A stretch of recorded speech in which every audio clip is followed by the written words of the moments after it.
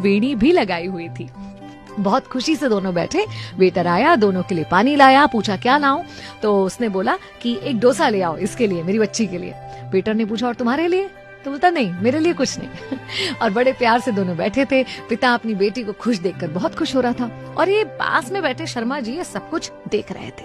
इतने में थोड़ी देर में उस व्यक्ति का फोन बजता है, कोई पुराना छोटा सा फोन, वो बजता है, उसका फोन उठाता है, अपने मित्र को बहुत उत्साह से बता रहा था कि अरे होटल आया हूँ बिटिया को लेकर, आज इसका जन्मदिन है ना, और मैंने इससे वादा भी तो किया था कि अगर तुम क्लास में पहला नंबर आओगी तो मैं होटल में ले जाकर डोसा खिलाऊंगा, तो बस होटल आया हूँ इसको डोसा खिलाने।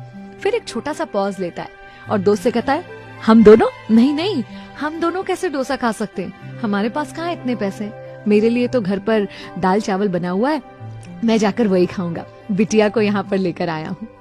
और फोन रख देता है। ये सुनकर ना शर्मा जी बड़े मार्मिक हो जाते हैं और उनके मन में ख्याल आता है कि व्यक्ति चाहे गरीब हो या अमीर, अपनी बेटी के चेहरे पर मुस्कान देखने के लिए वो कुछ भी कर सकता है, और वही ये व्यक्ति कर रहा था। शर्मा जी अपने चाय के पैसे देने काउंटर पे जाते हैं तो साथ में 2 डोसे के भी पैसे देते हैं और होटल के मैनेजर से कहते हैं कि उस सज्जन के लिए 1 डोसा और ले जाओ और दोनों डोसास का बिल मेरी तरफ से। उन्हें बताना मत कि ये इस तरह से हम उन्हें मुफ्त में दे रहे हैं, बल्कि उन्हें कहना कि बिटिया के प्रथम आने पर, उसके जन्मदिन पर होटल की तरफ से उसके लिए इनाम है और बिटिया को आशीर्वाद देना कि आगे और अच्छा पढ़े।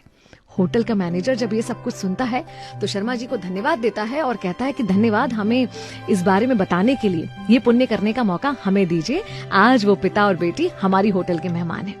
वेटर जब दूसरा डोसा लेकर पहुंचता है, साथ में मैनेजर भी जाता है, तो ये आदमी हड़बड़ा जाता है, बोलता नहीं नहीं हमने 2 डोसे ऑर्डर नहीं करे, हमने तो 1 ही ऑर्डर करा था। तो बोलता नहीं ये सब हमारी तरफ से है, बिटिया प्रथम आई है उसके इनाम के रूप में। तो ये बहुत खुश होता है, बेटी से कहता है देखो अच्छा पढ़ोगी तो कितना कुछ मिलता है। फिर कहता है कि क्या तुम इसे बांध कर दे सकते हो, घर ले जाकर अपनी बीवी के साथ मिलकर हम आधा आधा खाएंगे।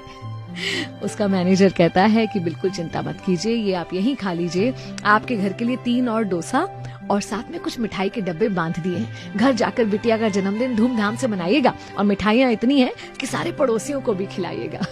ये सब कुछ शर्मा जी बाहर खड़े होकर देख रहे थे और बहुत प्रसन्न हो रहे थे कि क्योंकि उनके मन में एक अच्छा विचार आया, किसी का भला करने की सोच आई और उसका परिणाम देखिए, सामने वाले ने उनकी सोच से भी ज्यादा कर दिया। अगर हम बोलते हैं ना कि आसपास अच्छाई खत्म हो रही है, तो कहीं ना कहीं इस अच्छी सोच का बीज है जो खत्म हो रहा है। क्यों ना ये बीज हम अपने अंदर ही पैदा करें और उसकी फसल आसपास लहलहाती हुई देखें।